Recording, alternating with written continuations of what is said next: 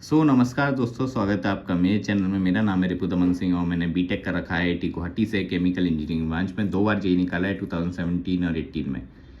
इस वीडियो में बहुत सारी डिस्कशन अपन करेंगे। सिर्फ मार्क्स वर्सेस परसेंटाइल नहीं बता रहा मैं, और भी चीज़ें बताना है, तो इम्पॉर्टेंट वीडियो है। और जिनका सिलेक्शन हो गया है, मतलब कट ऑफ पार हो गया है, क्योंकि कट ऑफ काफ़ी हाई गया है, 93 पॉइंट जो भी है, 23 कुछ ऐसे 236 है ना शायद। हाँ, तो इतना परसेंटाइल कट ऑफ गया है जनरल कैटेगरी। मैं जनरल की बात कर रहा हूँ, ठीक है।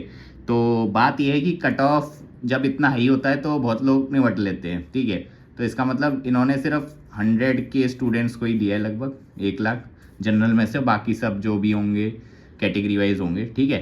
तो ये तो है ही। साथ में मैंने आज सुबह वीडियो डाली थी, इसमें चीटिंग का स्कैम अपन ने थोड़ा बहुत डिस्कस करा था, और मुझे भी लग रहा है कि वो मोस्ट प्रोबेबली चीटिंग का ही है। उसके ऊपर अपन कल एक डिटेल्ड एनालिसिस और करने वाले हैं, क्योंकि मुझे कुछ और इन्फॉर्मेशंस भी मिली हैं दूसरे सेंटर्स के बारे में, ठीक है। ये सब तो चलता रहेगा, ठीक है, क्योंकि देखो अब चीटिंग होनी थी, हो गई। अब ये तो नहीं होने वाला कि फिर से एग्जाम होगा, इसमें आप ही का नुकसान है। इन द एंड अब आपको फोकस करना है 2 चीज़ों पे। सबसे पहले, अगर आपका एडवांस मतलब जो मेंस है वो निकल गया है, तो एडवांस आपको दिखना चाहिए। नहीं निकला है तो उसकी अपन बात करेंगे। उससे पहले ज़रा मार्क्स वर्सेस परसेंटाइल देख लेते हैं मोटा मोटा। तो देखो 99 परसेंटाइल या 99.5 अगर देखा जाए सारी शिफ्ट में, तो इस तरफ है लगभग 220 222। सिर्फ 5 अप्रैल की शिफ्ट 1 पे 209 था, शिफ्ट 2 पे फिर उतना ही पार।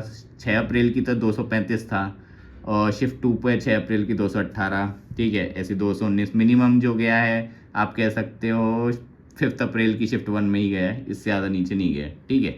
और अब बात करते हैं 99 परसेंटाइल की।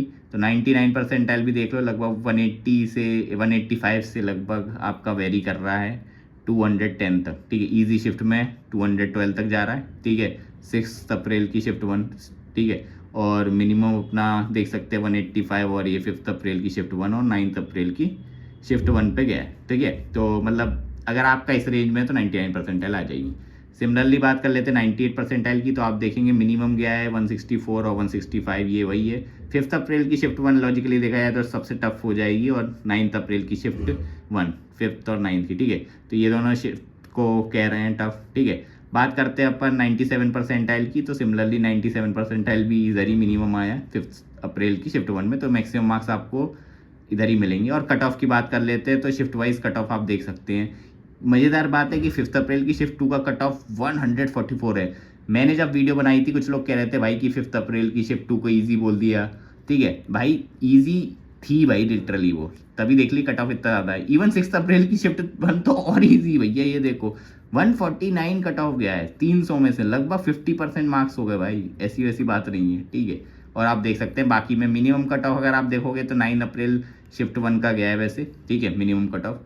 और 5 अप्रैल का 122, ठीक है। तो मतलब कट ऑफ काफ़ी ज़्यादा हाई रहा है, ऊपर ही रहा है, क्योंकि बात ये है कट ऑफ हाई रहने का चांस मतलब ये भी है कि इन्होंने 1 लाख कैंडिडेट्स ही सेलेक्ट करें, ठीक है। ये भी एक रीज़न है, ठीक है। और मैं एक चीज़ और बताना चाहता हूँ कि कितने परसेंटाइल पे क्या मार्क्स बन रही है, ये भी एक मोटा मोटा देख ही लेते हैं। 99 परसेंटाइल पे आपकी 15 से 16,000 रैंक ऑलमोस्ट बन जाएगी, ठीक है। सिमिलरली बात करते हैं अपनी 99.4 परसेंटाइल, लगभग 9,000 के आसपास आपका मामला सेट हो जाएगा। 98 परसेंटाइल पे आपको 30,000 के अराउंड रैंक मिल जाएगी, अप्रॉक्स है ये, ठीक है। सिमिलरली 97 परसेंटाइल की बात करें तो 46,000 रैंक।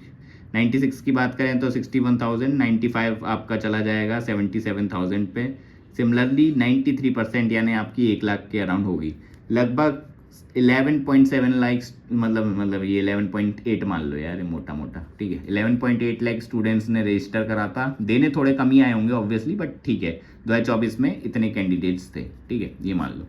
और मेरी रैंक अगर कंपेयर करूँ, जब मैंने एग्ज़ाम दिया था तो देखो मैं फर्स्ट अटैम्प्ट में आई थी 40,500 रैंक, तो इसमें देखोगे तो 97.2 परसेंटाइल बनती है, और अभी के हिसाब से देखो तो 99.4 परसेंटाइल, ठीक है। बट मैं आपको कुछ थोड़ा डिटेल में एक चीज़ और बताना चाहता हूँ जो बहुत ही इंपॉर्टेंट है। मैंने जेईई मेंस 2017 में सिर्फ 128 मार्क्स स्कोर करा था, ठीक है, जिसमें मेरी लगभग 40,500, मुझे एग्जैक्ट याद नहीं, कुछ इसी के अराउंड थी, 40,000 समथिंग थी, ठीक है, इतना याद है। तो और स्टूडेंट्स कितने थे, लोग कह रहे हैं कि जो अभी ये कंपटीशन बढ़ गया, भाई मैंने जब 2017 में दिया था ना तो 11.86 लाख स्टूडेंट थे, ठीक है।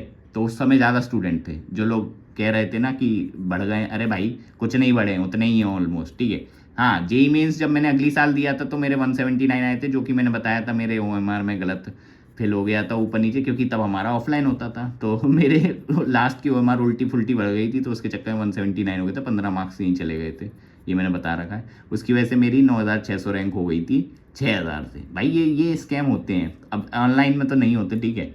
और तब मेरी आई थी, अब आप देखो, अब मज़ेदार चीज़ पता क्या है, मेरे 128 मार्क्स आए 360 में, 35% ही तो हुआ लगभग, ठीक है। उस पर 40,000 रैंक बन रही थी, मतलब कितने परसेंटाइल, लगभग 97.2, ठीक है। अभी को अगर आपको अभी उतने चाहिए ना परसेंटाइल, तो आपको 55% स्कोर करना पड़ेगा। कितना डिफरेंस देख रहे हैं आप, बहुत डिफरेंस है भाई ये। और सेम रैंक मेरी लगभग, जब मैंने पेपर जेईई मेंस 2080 दिया, 50% पे मेरी 9600 रैंक आ गई थी, ठीक है। और अब लगभग 73% आप पेपर सॉल्व करोगे तब आपकी सेम रैंक आएगी, देख रहे हो। तो भाई ऐसा हुआ क्या है, देखो भाई मेरे हिसाब से, देखो फर्स्ट ऑफ ऑल तो मैं ऑनेस्टली बोलूँ तो पेपर थोड़ा ईजी हो गया है, ठीक है। ईजी इन द सेंस, देखो आप 75 क्वेश्चन ही आते हैं, पहले अगर आपको पता हो तो 90 क्वेश्चन आते थे, टाइम सेम ही है, ठीक है, ऑलमोस्ट, ठीक है। और देखो क्वेश्चन कम हो गए, ठीक है, 25 क्वेश्चन ऐसे, मतलब 25 तो नहीं यार, 15 क्वेश्चन कम हो गए, ठीक है। ठीक है, कह सकते हैं कि थोड़ा सा आपको डिफरेंट, मतलब ऑनलाइन हो रहा है ऑफलाइन की जगह, बट वो सब ठीक है।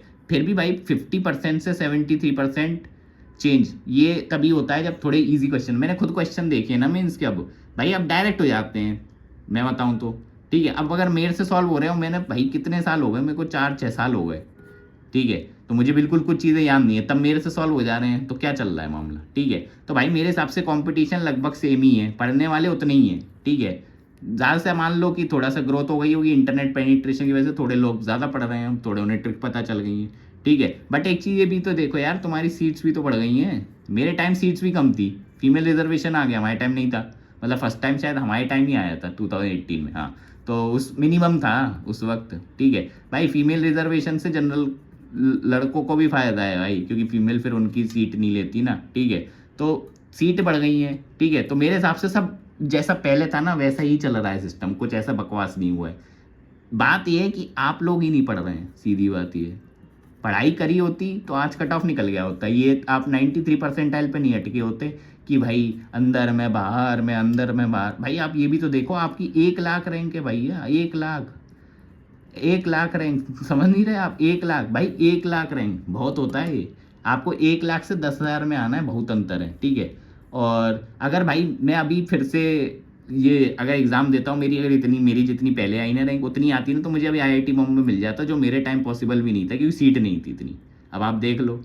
हाँ, अब बात है कि अब क्या करें, अगर आपका कट ऑफ ही नहीं निकला, क्या आपको ड्रॉप लेना चाहिए, ये बहुत इंपॉर्टेंट टॉपिक है, मैं बताऊँ।